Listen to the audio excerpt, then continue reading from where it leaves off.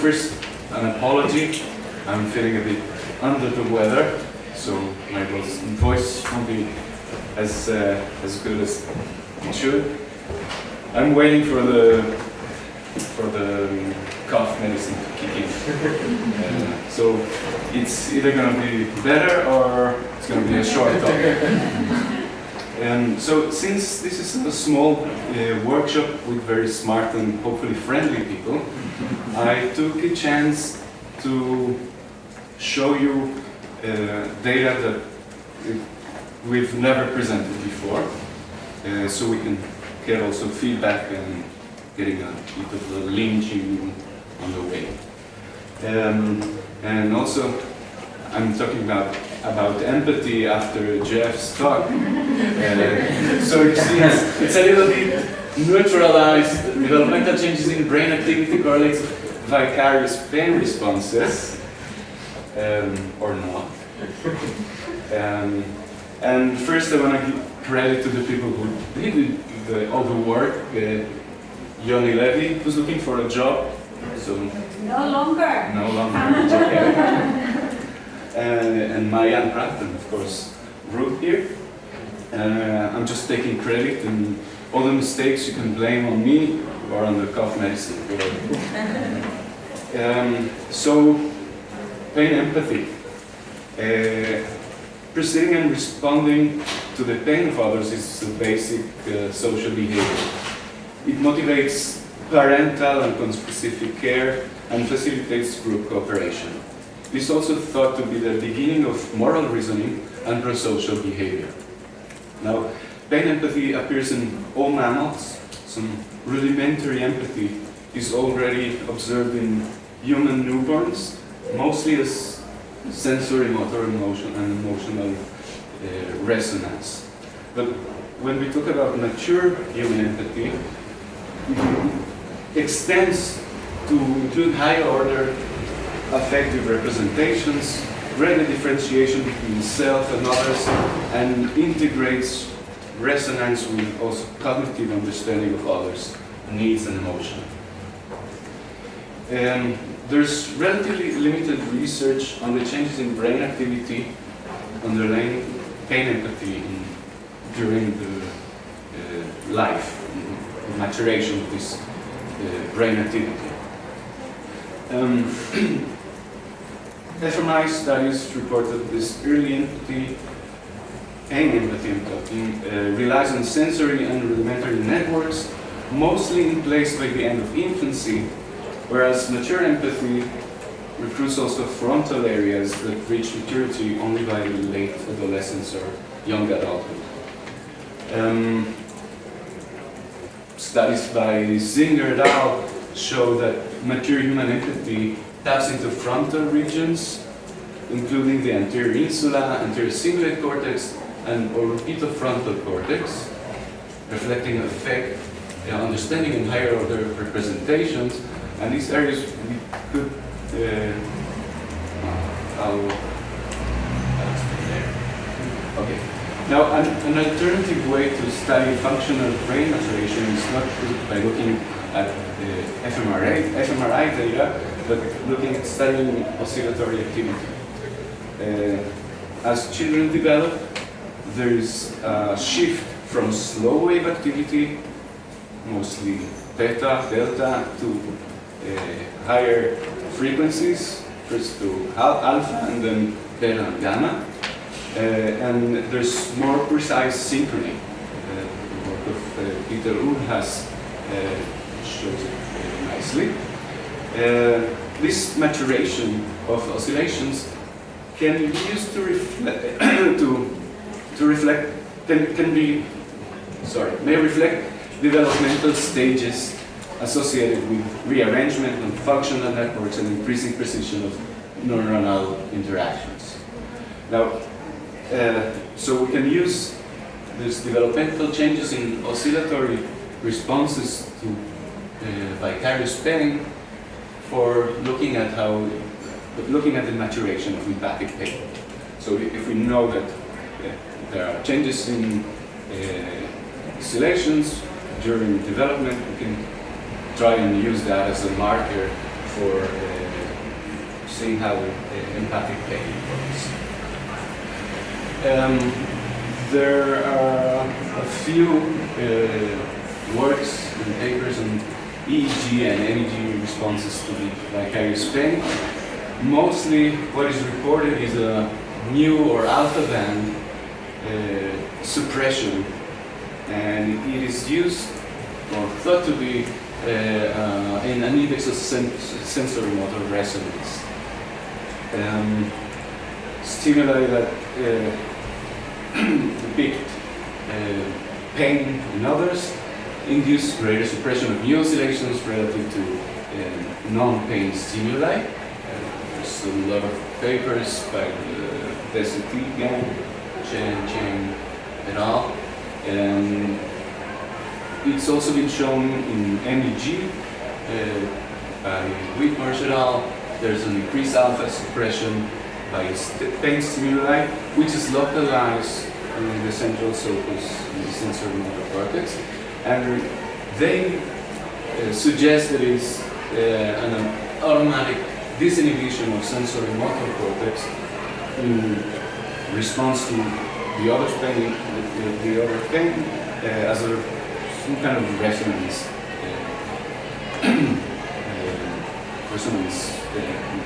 mechanism. Now, there's also reports on beta suppression, also at sensory motor regions in responses to pain in others. Perry or Wichansky et al. Which show also alpha suppression and beta suppression. Now, this is all in adults. So, if we can draw an hypothesis that if there's we can use the maturation of multiple neural rhythms as a method to study this pain empathy in children, the development. I'm sorry, I'm not being very coherent. We'll come back. Sorry. Since alpha is the predominant oscillation in the awake brain, we expected alpha to be there also for children, also for adolescents and adults. Gamma band may be a good developmental marker of the shift to higher level interoceptive processing. And so the incorporation of beta and gamma rhythms with age, integrating lower and higher order empathic representations is shifting from sensory-based to visceral-motor representational processing in frontal areas. Now, this is reasonable, and I wish I could have thought of it when we started, but science is science, so it was not the case. And when we started in our first attempts to study children and their responses to vicarious pain, we were looking and we were expecting to get also alpha and beta suppression as in adults, and we couldn't get it. And Marianne, the PhD doing it, she went crazy, and I went crazy, and we looked up the code once or twice, and looking, maybe we made a mistake that we're using the difference between no pain and pain because it wasn't working. And as I was writing this presentation, I remember this comic strip from PhD Comics, which does checking and double checking and knowing to stop checking. So then we realized there's something here, and we decided to pull all the energy data that we had from different experiments that use the same paradigm to get a more panoramic view of what's going on in development. So we have three groups: children's about age about 11, 85 children in all. Another group were adolescents, about 60 years old, and adults. They were all females and all mothers, and were around 41. That's what we had, so we worked it. We used the usual stimuli for eliciting pain empathy. Color pictures of limbs, right hands and right legs, depicting painful stimuli. We used the set by Jackson et al. The task that the participants had to do was not to respond whether it's pain or no pain, but just look for an occasional picture which was twirling. It had a twirl in the picture, and just press a button whenever you see that picture. Those were twirlers, and we really use them just to keep them attentive. We showed at least 110 stimuli. It changed from group to group. In a subsample of the children, there were 108 trials. The adolescents were from a previous experiment that included in-group and out-group priming, so we use only the control condition trials. And it went something like this. There's a fixation with a jitter, and then either a painful or non-painful stimuli, and again, once in a while, there's a random attentional feeder. Okay. Now, we measured MEG. For those not acquainted with MEG, MEG is just an expensive way to do EEG. Very expensive. No, I'm just kidding. It has the advantage that the source estimation models that we can use are simpler, so it's easier to do source estimation. It has other advantages, but I won't go in here. Our system has 204 magnetometers, and they were in supine position. We found out that, especially with children, when they sit, they start slouching, and after a couple of minutes, we don't see anything because they're out of the sensor. So they get a little bit more drowsy and sometimes go to sleep because they're lying, but at least we can measure their brain. We used adaptive spatial filtering, PCC for using field trip for the source estimation, and we use a cluster-based non-parametric permutation approach to do the statistical analysis, also with filter. So now the data. So I'll show you first the adults. Don't look at the children yet. You see that this is the sensor level, the average of all sensors, and it is the difference between pain and no pain. And here you see the usual alpha and beta suppression that is usually reported. So we do get the correct or the expected result with adults. Now with children, we get an inverse pattern. Instead of showing alpha suppression, they show alpha enhancement, and they don't show any beta or other differences. The adolescents are a mix between the children and the adults. They still show this alpha enhancement, but they also show a little bit of alpha suppression.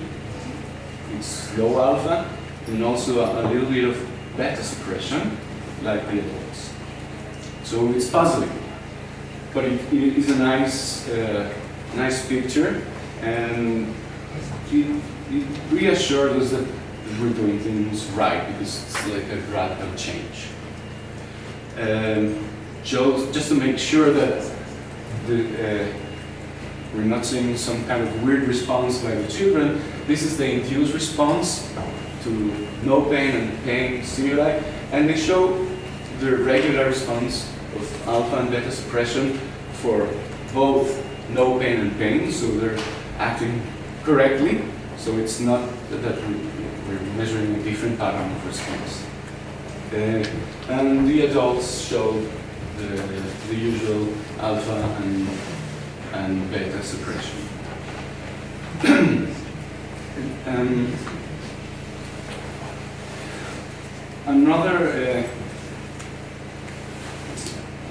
Another unexpected finding was that adults showed enhancement in high gamma frequencies, broadband gamma response, and that children or adolescents didn't show, and this resembles some data by Schultz et al.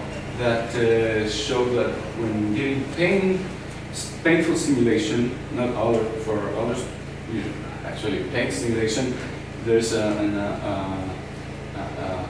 upburst of gamma activity.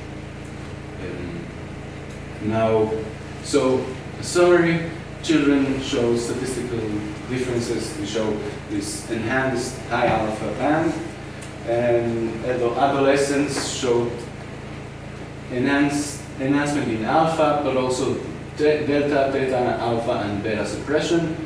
Adults show the beta and alpha, theta, and delta suppression. We don't really know what to make of this theta and delta suppression. There's not much information about it, but they lack the alpha enhancement pattern. They show, and also they show the broadband gamma power enhancement. When we went to the estimating the sources, the peak of the alpha band activity in children was in the sensory motor S1 region, and also the central cell set, bilateral. With the adolescents, the picture was around the same, and beta was also in the sensory regions, but a little bit more posterior. Now, this is MEG, so we're kind of lying because it's not really a point. I'm showing only the peak of the most significant values, so we get a better picture. The adults show suppression in the alpha range, also bilaterally in S1, but also it's extending to parietal cortex, and they also show beta like the adolescents. They show more beta suppression. The gamma burst, the gamma activity that we found was localized at the frontal regions. It was included left frontal, ACC, anterior cingulate cortex, and anterior insula. So that whole complex, which is nice. Now I'm showing you the time course of the activity in the peak regions of alpha for the children. See the pain, there's an enhancement, and for those there's a suppression, and with beta there's no difference, but with others we also see the beta suppression. So, what to make of it? So there's a pain empathy develops along a gradual course from sensory alpha band enhancement to sensory alpha band suppression, coupled with beta band modulation, and culminating at the end of visceral motor gamma band activity, and I'm using visceral motor for ACC, anterior insula, and frontal areas. So from a single rhythm alpha response in childhood, there's a multiple rhythm excitatory inhibitory exchange operating about sensory motor areas, and so that's see. What to make of it? Our first interpretation, and you can help us here, the alpha band, we think it's related to sensory motor resonance, although it's puzzling that we have the alpha enhancement instead of alpha suppression. So instead of disinhibition, we're looking at inhibition for pain. So they're inhibiting the response. Beta could reflect high order functioning involving precision and gain control, and gamma in prefrontal and visceral motor regions is thought to integrate higher order of information. In pain empathy, gamma oscillation, we think they fine-tune the affective sharing and cognitive processing of another human's pain on the basis of one's own bodily self. There's an epic model by Feldenberg and Simmons that talk about the granular motor cortex, which is ACC and anterior insula, as generating predictions about the expected state of the body, which are then constrained with sensory input, and children don't show this yet. So this might show a transition from sensory self-based representation to other focus empathy.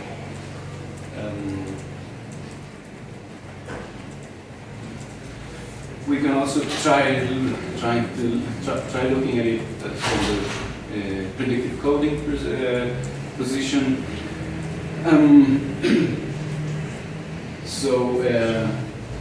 We know that perception is critically determined by predictions and their updating through learning with an interplay between low and high frequency oscillations, and our responses to vicarious pain may rely on sensory predictions implicating alpha in the immature brain, but as we develop, there's an updating or upgrading of the sensory predictions via beta modifications that can go to the precision of incoming stimuli, and by the end we have frontal areas that can help grounding the experience in the present moment, fine-tuning the affective magnitude of the experience via prediction error